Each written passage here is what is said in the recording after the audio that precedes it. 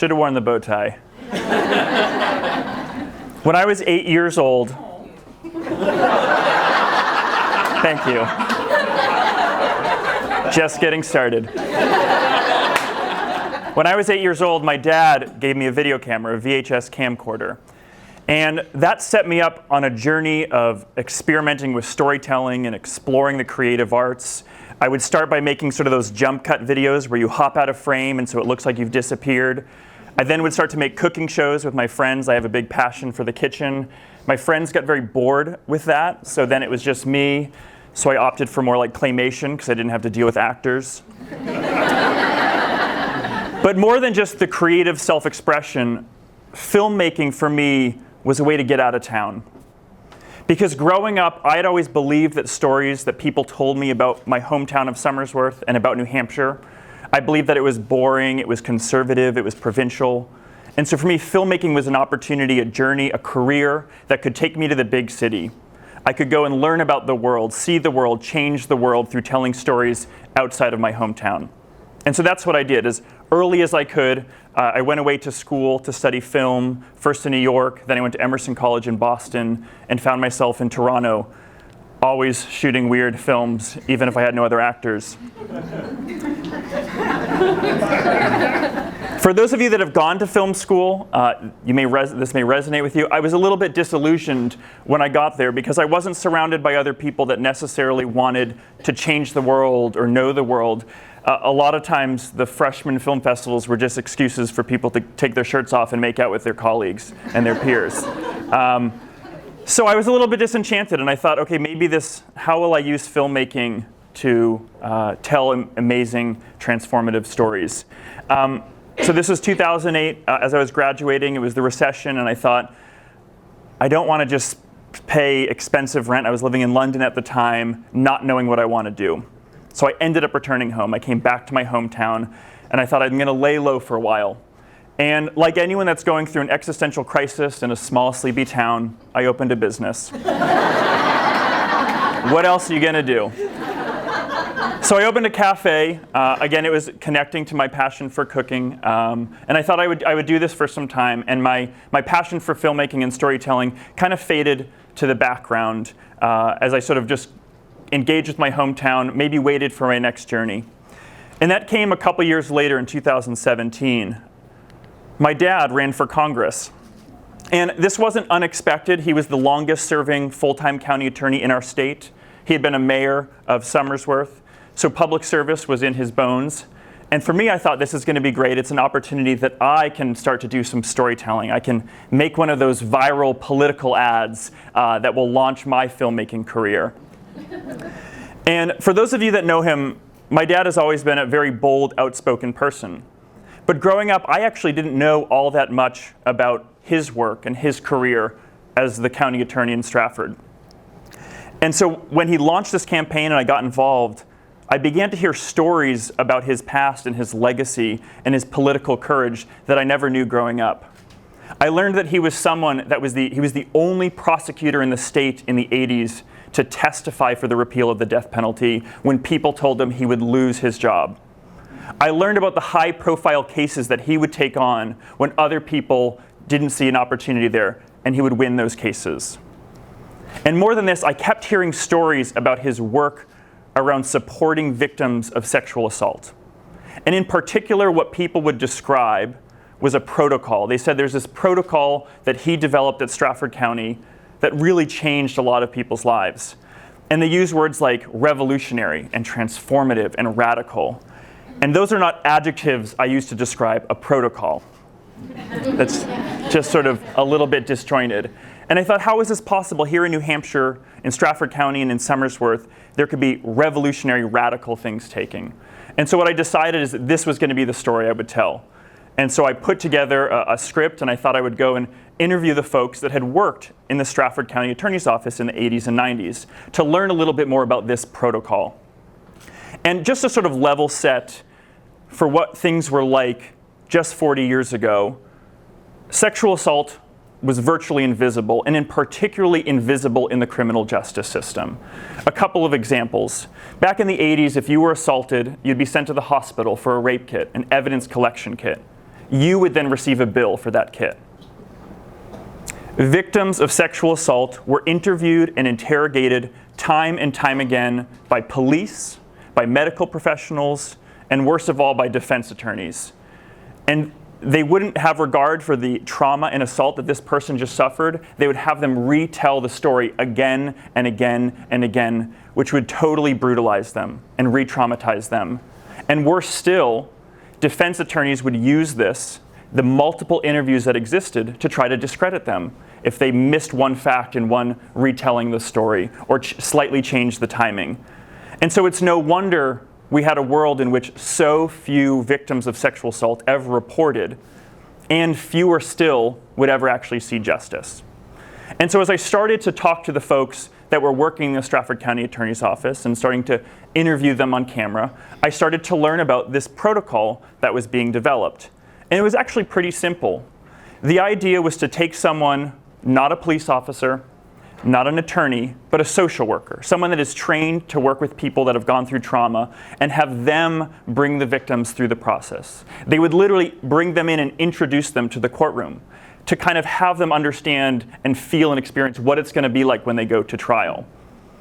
Importantly, the interview to learn about what had happened wasn't done by a police officer or a defense attorney. It was done by that social worker. They were called a victim witness coordinator.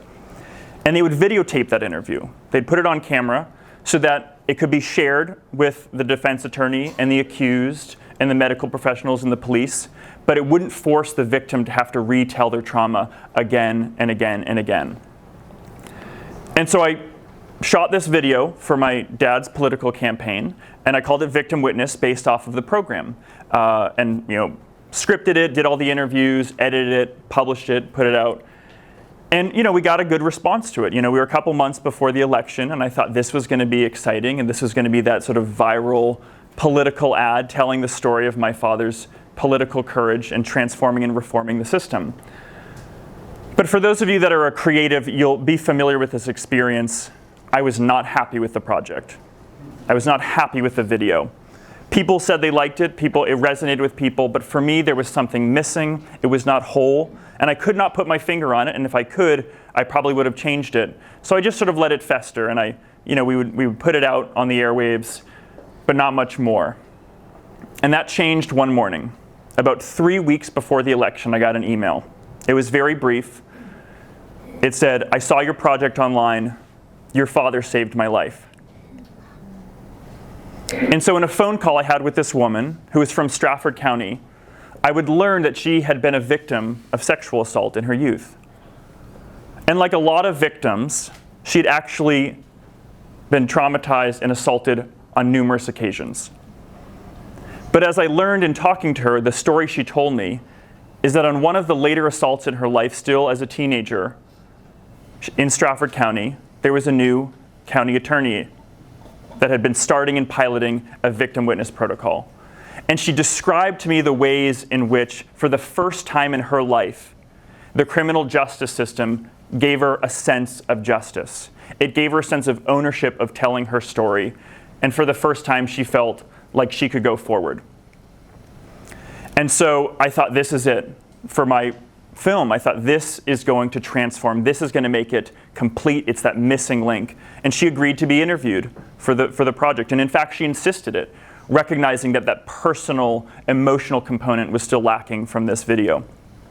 And so I prepared the interview the same way. I called up my camera guy to come back out for one final interview. We were weeks away from the election. The campaign manager just threw up her hands and said, "There's no way we're going to get this out." But I put it all together. I wrote the questions. I sent it over. I sent her over the itinerary for the day. We were going to meet at her house. And as I was driving over that morning to film, I had a pit in my stomach, and I got really nauseous. Because it occurred to me that I had never interviewed someone about their sexual assault. Here I had been working this whole time about sexual assault and about the prosecution process in the criminal justice system. But was I prepared to conduct this interview? Would I be awkward? Would I be too assertive and brutal? Or maybe would I be too shy and avoid really getting into the tough stuff that my video needed? So I decided I would get there and I would just stick to the script. Just follow the questions as I had planned them. And in hindsight, I definitely waffled it. It was definitely challenging for me. Fortunately for me, or rather for the project, she was a consummate professional. And as I would learn, she's actually used her experiences to inform a life of service and activism and support for survivors. And so she knew the value of telling your story and telling her story. So maybe despite my own inabilities and sort of weaknesses as an interviewer, we got what we needed from that interview. We got at the heart of how the victim witness protocol helped save her life and the lives of so many people in Stratford County. And it was funny because as I was driving home, it kind of clicked with me. Why was it so important that we had a protocol that was driven by a social worker and not a police officer or an attorney? Surely anybody could interview someone about an assault, interview someone about a crime, and here I was, not even involved in the criminal justice system, and I couldn't handle it without botching it. And that was the importance of the victim witness protocol.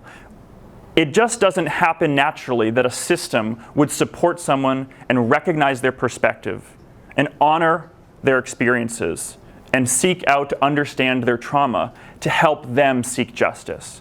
And so I learned that same system that we needed to build a considerate and a compassionate criminal justice system, that it wouldn't just happen naturally. And that's really what the protocol did. And so we published it, we added it in, and we put it out. And I'll tell you, my father lost the election. But at that point, I don't think it really mattered. The stories that this brought up and that we told were far more transformative than what that election win would have been. Seeing my father meet this woman for the first time after decades, one of the last times being when she sat in his office deciding whether they wanted to go to trial, having that conversation together, meant more to us than any election could have been.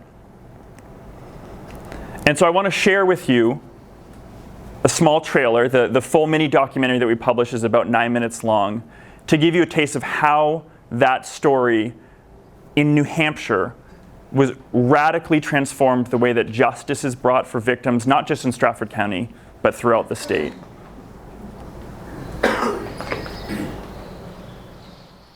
So I was in 3rd grade, it was around 1983.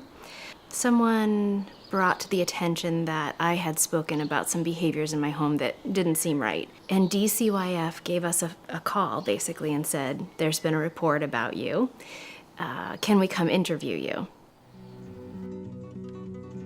Victims of sexual assault were interviewed multiple times. You'd have DCYF, the police department, you'd have the prosecutors, you'd have medical personnel, you'd have a therapist, constantly doing all these interviews with this poor person. Those interviews were used against them because a defense attorney would say, oh, but you said this here, but you didn't say it here. There were things that would happen during the interview with the police that were traumatizing. They sent a male caseworker, and they interviewed me in front of the accused perpetrator. I was pretty sure I had done something wrong. A lot of the groups and agencies that helped survivors, helped victims, oftentimes they would actively discourage victims from reporting, from going forward, primarily because of what they would be subjected to in the course of a prosecution. The caseworker determined that my stepfather didn't know how to keep his clothes on properly.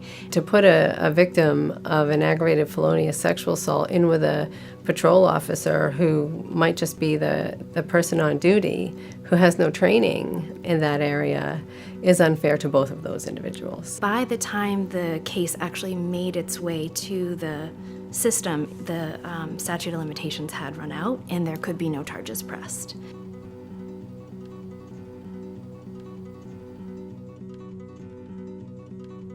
In the mid-'80s, in Stratford County, we developed a sexual assault prosecution protocol that became eventually a statewide standard in how these cases are investigated and prosecuted.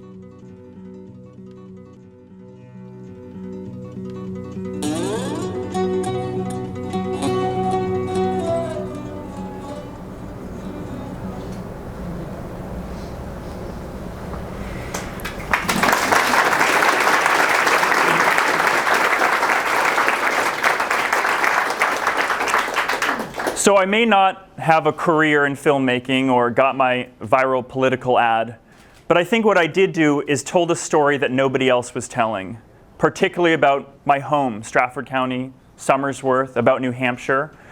And so what I decided to do is I thought this is a story more people need to know about. And so I've spoken to all the participants. I sort of stripped out this political and campaign-related information, and I've been taking it around to film festivals to share and to show it. And I recently screened it up at the Mid-Coast Maine Film Festival, and there was mostly an audience of folks from Maine. And afterwards, they came up to me and they would ask questions like, how is it different here? We hear stories about, if someone's assaulted in one zip code to the next, their outcome will look dramatically different. Or someone came up and said, I sat on a jury and nobody told us that the victim's testimony didn't need to be corroborated with ripped clothing. And those are the kind of things that we don't hear about or think about, but happened because of the victim witness protocol. That protocol, as was mentioned, is not just for Stratford County, but everyone in the state of New Hampshire benefits from those standards. And I left out one key detail about this protocol. I mentioned that at the heart of it was videotaping the interview process so that there would only be one single interview. What I found out while I was shooting this is that VHS camcorder was the same VHS camcorder my dad gave me when I was 8 years old. So the camcorder that I was making those magic shows and cooking shows was also the same camcorder that filmed the very first interview with a victim of sexual assault that would go on to transform the criminal justice system for us. And that's pretty special because all along I thought this was a tool that was going to take me out of town. It was going to be my ticket to telling stories somewhere else, when at the very same time, it was already transforming the lives of people here at home by helping victims tell their stories. Thank you.